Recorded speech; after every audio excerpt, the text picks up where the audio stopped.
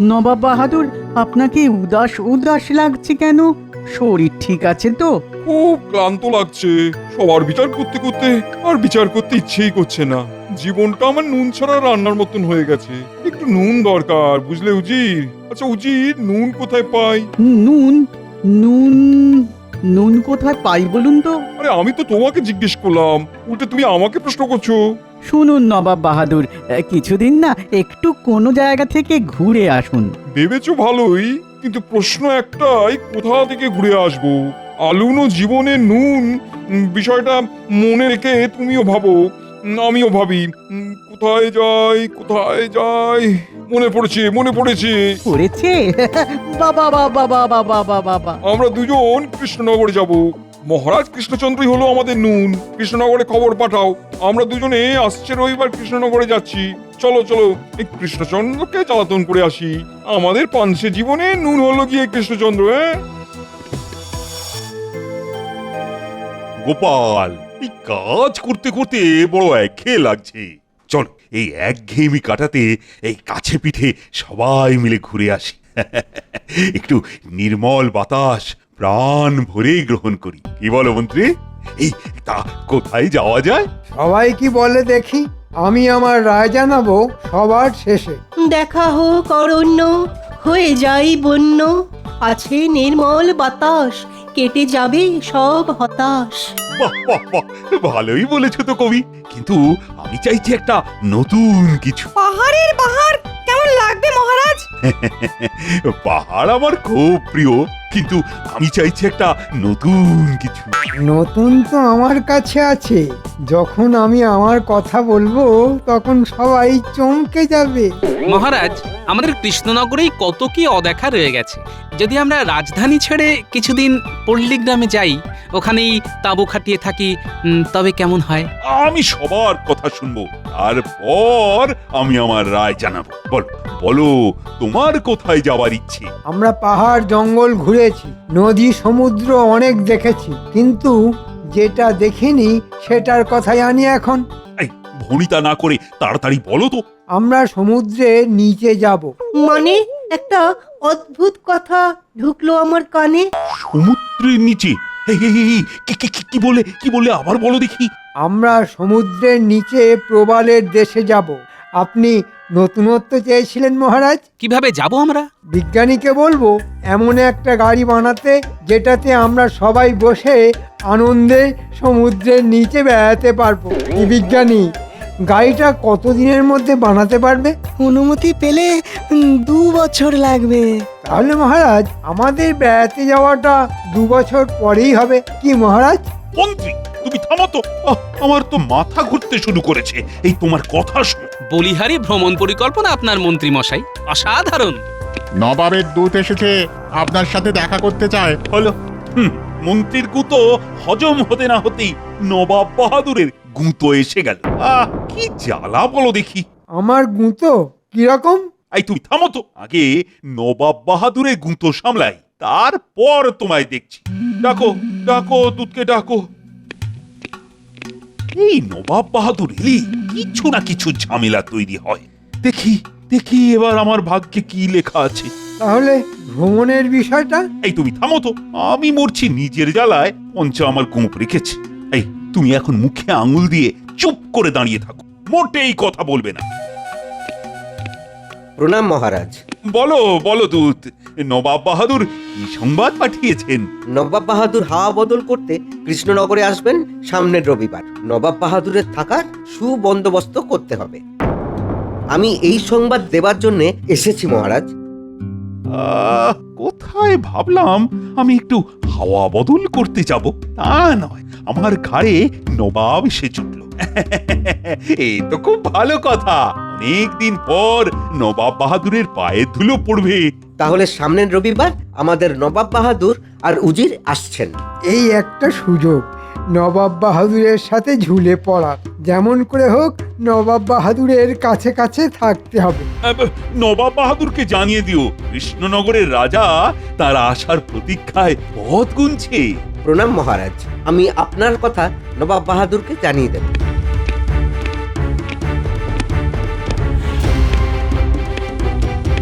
আবার কি মতলবে আসছেন কে জানে। হ্যাঁ, ওনার তো আর শয়তানি বুদ্ধির শেষ নেই। নবাব যত বুনলি হোক না কেন মহারাজ, আপনার বাঘা তেঁতুল গোপাল আপনার পাশে সব সময় আছে। তা তো আমি জানি গোপাল, তুমি তো ভরসা। বাঘা তেঁতুল গোপাল আছে মহারাজের পাশে, তাই তো কৃষ্ণনগরবাসী সর্বদাই হাসে। সাধু সাধু সাধু। নবাব বাহাদুরকে বলে গোপালকে এখান থেকে তাড়াতেই হবে। খেলে নাও গোপাল, খেলে নাও রবিবার পর্যন্ত।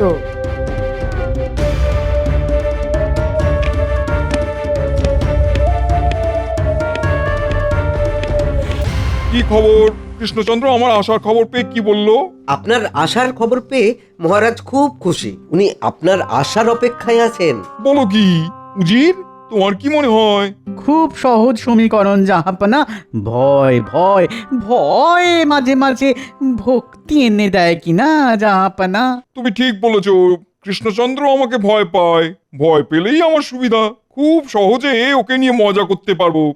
দিন কয়েক জ্বালাতন করে বেশ মজাতেই কাটবে, কি বলো? ওই ওই একজনকেই একটু যা ভয়। তুমি গোপালের কথা বলছো তো? হ্যাঁ, এটা তুমি একবারে সঠিক বলেছো। তবে আমিও বুদ্ধিতে শান দিয়েই যাব। আমার লক্ষ্য কৃষ্ণচন্দ্র, কিন্তু লড়াইটা হবে আমাদের গোপালের সাথেই। ঠিক বলেছেন জাহাপনা। মহারাজ, আমাদের হাতে কিন্তু খুব বেশি সময় নেই। আমাদের আজ থেকেই মানে এখন থেকেই লেগে পড়তে হবে। মন্ত্রী, কিছু নতুন কথা বলো, ওটা আমার ইতিমধ্যেই জানা আছে। না মানে আমি আপনার মন্ত্রী, তো মন্ত্রণা দেওয়া আমার কাজ। মন্ত্রণা না যন্ত্রণা? তুমি পাপু থামো না। মন্ত্রীমশাই, আপনি বরং সমুদ্রের নিচের প্রবাল নবাব বাহাদুরকে কিভাবে দেখানো যায় সেটা ভাবুন। নবাবকে নিয়ে সঙ্গে প্রবল দেখুন রঙ্গে। গোপাল, নবাব বাহাদুরের যাবতীয় দায় দায়িত্ব তোমার। দেখবে কোনো কারণে নবাব বাহাদুর যেন অসন্তুষ্ট না হন। সভাকবি, সভাকবি, তুমি এমন একটা কবিতা লেখো যা শুনে নবাব বাহাদুরের মনটা যেন খুশিতে ভরে ওঠে। আমি একটা লিখেছি মহারাজ, শোনাবো? শোনান সভাকবি। হে নবাব বাহাদুর, আপনার আগমনে পূর্ণ হৃদয়পুর, খুশিতে মাতল সব কৃষ্ণনগরবাসী, দেখতে পাবো মোরা আপনার হাসি। চমৎকার, অসাধারণ, ভাবাই যায় না। এই সুন্দর কবিতার জন্য তোমাকে আমি 100 স্বর্ণমুদ্রা উপহার দেব। আমাকে মহারাজের বিশ্বাস পেতেই হবে। মহারাজ, আমাকে কিছু দায়িত্ব দিন। আমাকে আমাকে ক্ষমা করুন। কেন কেন? গোপাল তো বলল সমুদ্রের নিচে প্রবাল দেখানোর কথা। মহারাজ, ক্ষমা করুন। না না, তোমাকে আমি ক্ষমা করতে পারলাম না। আর কখনো আমি কোনো ভুল করব না, কথা দিলাম। আর একবার সুযোগ দিন, একবার মহারাজ, একবার। ঠিক আছে, ঠিক আছে, তুমি খাওয়া দাওয়ার দায়িত্ব নাও। দেখো, এই কিন্তু শেষ সুযোগ। একবার তো নবাবের কাছে যাবার সুযোগ পাই, তারপর নবাব বাহাদুরকে পটিয়ে আমি ঠিক একটা কিছু করে নেব। অনেক ধন্যবাদ মহারাজ। তাহলে লেগে পড়ুন, নবাব বাহাদুরের খাওয়া যাতে করে ঠিকঠাক হয় দেখুন। জানি না কি হবে। দেশি কুকুরের ল্যাজ যতই সোজা করো না কেন, সেই ঘুরে ঘ্যাঁক। গোপাল, মন্ত্রীকে যদিও আমি খাওয়া দাওয়ার দায়িত্ব দিলাম, কিন্তু তুমি সব ব্যাপারটা ভেতর থেকে দেখবে। আর মন্ত্রী, তুমি যা করবে গোপালকে জিজ্ঞেস করে করবে। আমি চাই না নবাব বাহাদুর কোনো অসুবিধের মধ্যে পড়ুন। মন্ত্রীমশাই, নবাব বাহাদুর যা খেতে চাইবেন আমাকে জানাবেন। আমাদের মহারাজের যেন অপযশ না হয়। নিশ্চয়ই গোপাল, মহারাজের অপমান মানে আমাদের সবার অপমান, সবার অপমান মানে আমাদের রাজ্যের অপমান, আর রাজ্যের অপমান মানে। থামো থামো, অনেক হয়েছে। তোমাকে যতটুকু বলা হয়েছে ঠিক ততটুকুই করো। নাও নাও, এবার কাজে লেগে পড়ো।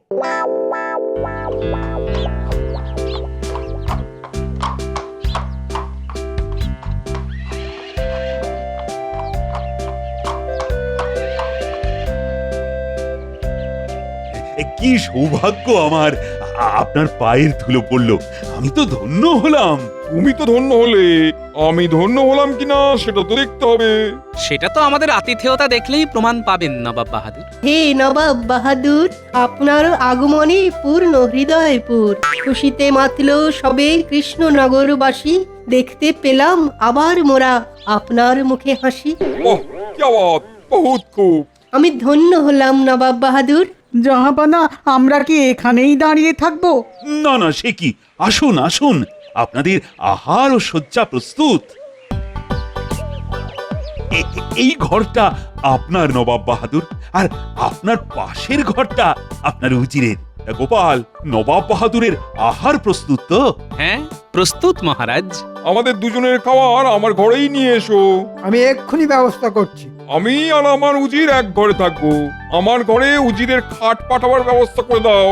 ঠিক আছে ঠিক আছে, আপনি যেভাবে ইচ্ছে থাকুন। সে কি, একসাথে কেন? নবাব বাহাদুর তার উজিরকে কত ভালোবাসে, সর্বদা চোখে হারায়, আর আমারটা খালি দাঁতে দাঁত পেশে। কপাল, সবই কপাল, কপালের নাম গোপাল।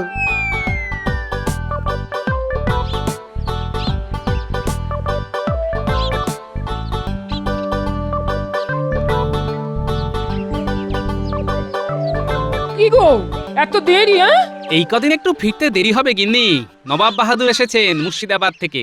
কদিন থাকবে গো? জানি না গিন্নি, নবাব বাহাদুর কতদিন আমাদের মহারাজকে জ্বালাবে। এই কটা দিন তুমি আমার জন্য না খেয়ে থেকো না, বুঝলে? আমার খাবারটা বেড়ে রেখো, আমি কখন আসি, যাই স্নান করে আসি।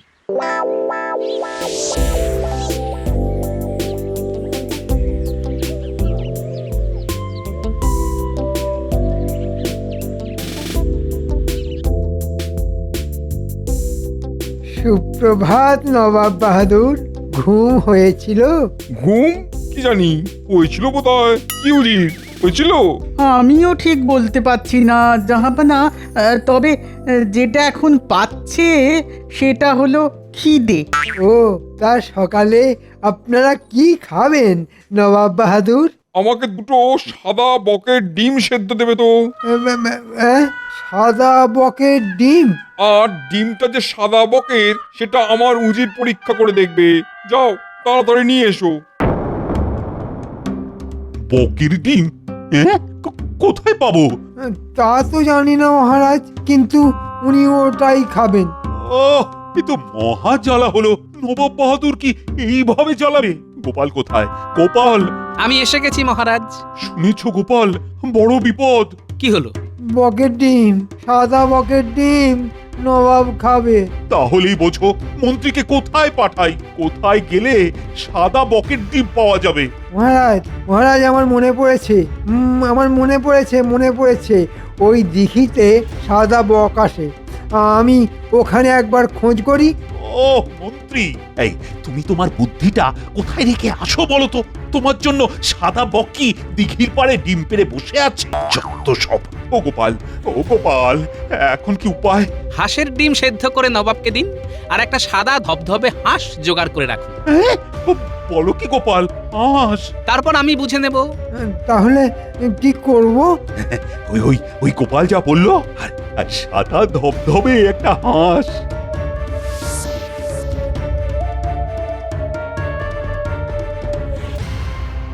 তোমার কি মনে হয় আমি বুদ্ধিহীন? এটা বকের ডিম উজির। বলুন জাহাপানা। এটা কিসের ডিম দেখে বলো। দেখার কি আছে? আমি তো না দেখেই বলে দেব যে এটা হাঁসের ডিম। এটা বকের ডিম উজির, সাদা বকের ডিম। গোপাল, তুমি মিথ্যা তর্ক করছো। তুমি প্রমাণ করতে পারবে তো যে এটা বকের ডিম? পারবো। যদি এটা বকের ডিম না হয় তাহলে কিন্তু কঠিন শাস্তি পাবে গোপাল। প্রভু, গোপাল যেন এবার ফাঁদে পড়ে। অনেক কথা শুনেছি। আমি আপনার শাস্তি মাথা পেতে নেব। ব্যাস, আমার রাস্তা সাফ। এবার গোপাল নবাবের কোপে পড়লো বলে। গোপাল, গোপাল ঠিক বেরিয়ে আসবে। ওর বুদ্ধির উপর আমার ভীষণ আস্থা। দেখাই যাক। যাও যাও গোপাল, সাদা বকটাকে নিয়ে এসো। একটু অপেক্ষা করুন নবাব বাহাদুর, আমি সাদা বক নিয়ে আসছি। বক কোথায়? ওটা তো হাঁস। আমার সোনা বক, একটু করো বক বক। জাহাপনা আমাদের কি বকা মানে বোকা বানাচ্ছে? নবাব বাহাদুর, আপনি তো বক পাখির ডিম খাবেন বলেননি, আপনি বলেছেন বকের ডিম খাবেন। এই হাঁসটাকে আমরা আদর করে বক বলে ডাকি, সুতরাং আপনি বকের ডিম খেয়েছেন। আমার বক বক সোনা, একটু প্যাক প্যাক করো না।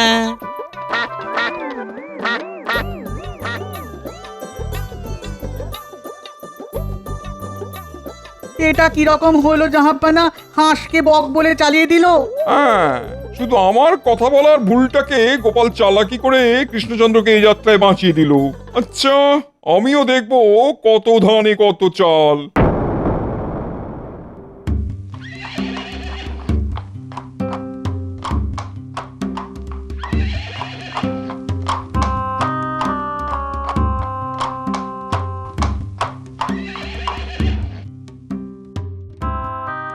তোমার রাজ্য অত্যন্ত অপরিষ্কার। কেন?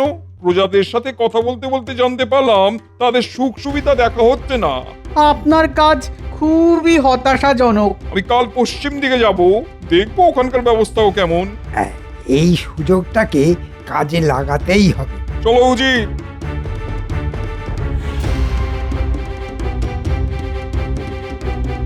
গোপাল, ও গোপাল, আর তো পারা যাচ্ছে না। এ তো পায়ে পা তুলে ঝগড়া করা। কিছু একটা করো। দেখছি মহারাজ, এখন চলুন রাজসভায়, সবার সাথে আলোচনা প্রয়োজন।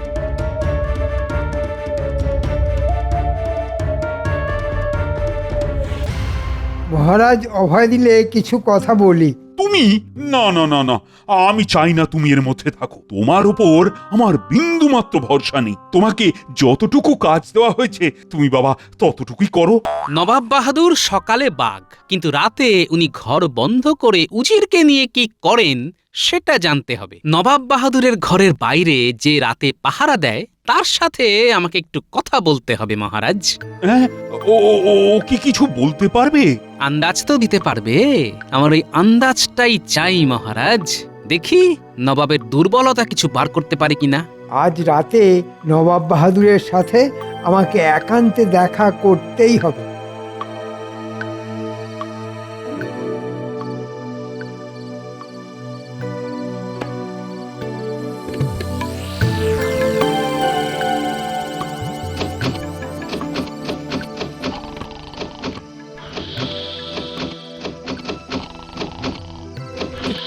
কে কে? আমি। দরজা খুলুন, কথা আছে। যা কথা সব সকালে। এখন দরজা খুলতে পারবো না। বুঝলাম নবাব বাহাদুর, আপনার দৌড়। এবার আমার খেলা। খবরটা ঠিকঠাক দেবার জন্য তোমাকে ধন্যবাদ।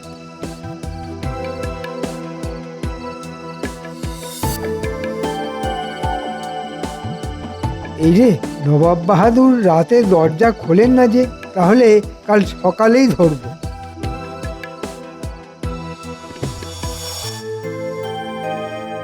মহারাজ, ওষুধ পেয়ে গেছি, আজ রাতেই ওষুধ পড়বে।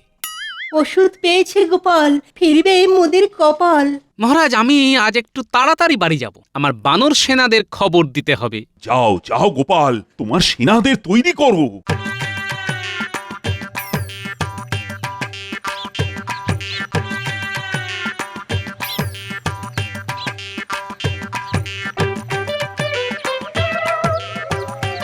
এই তোরা শোন এদিকে। উল্টে শোন, আজ রাতে তোদের একটু কাজ আছে, বুঝলি? কি কাজ দাদু? ব্যাস, আর কিচ্ছু করতে হবে না, পারবি তো? ও তুমি কিচ্ছু ভেবো না। উফ, আজ খুব গরম। দক্ষিণের জানলাটা একটু খুলে দিই। না না না না না, একদম নয়। নিশির ডাক। আমি তো আছি। রাত হলেই মুর্শিদাবাদে ফিরে যেতে ইচ্ছে করে। বাইরে ঠান্ডা হাওয়া বইছে, সাহস করে খুলি জাহাপানা। খুলবে? তবে খোলো।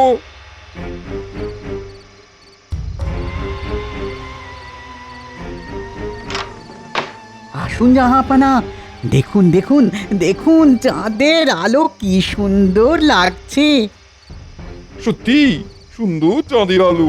ভয় পেতে পেতে এই সুন্দর জিনিসগুলো অদেখা হয়েছিল। আজ থেকে আর ভয় পাবো না।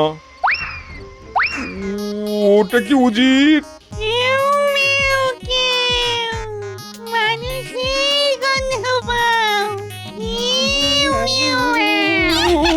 উজির, উজির,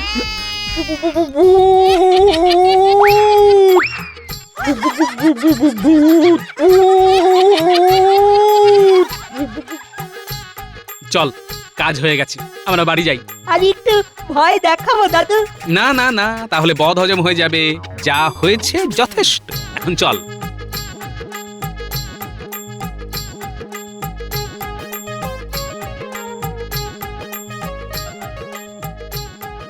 উজির, আর এক মুহূর্ত নয়, এখান থেকে ভেগে পড়ো। উফ, কালকে কালকে খুব বাঁচা বেঁচে গেছি। ঠিক বলেছেন জাহাপানা, জিনে ধরলে না একেবারে জিনা হারাম করে রেখে দেবে।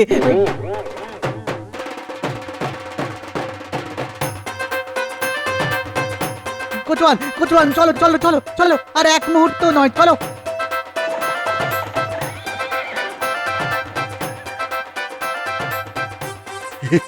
কি করে এই অসাধ্য সাধন করলে? মহারাজ, নবাবের ছিল ভূতের ভয়, আমি আমার বানর সেনাকে সাদা কাপড় পরিয়ে ভূত সাজালাম। একেই বলে বুদ্ধি যস্য বলং তস্য। এবারটাও ফসকে গেল। জয় ইন্দ্রপালের জয়।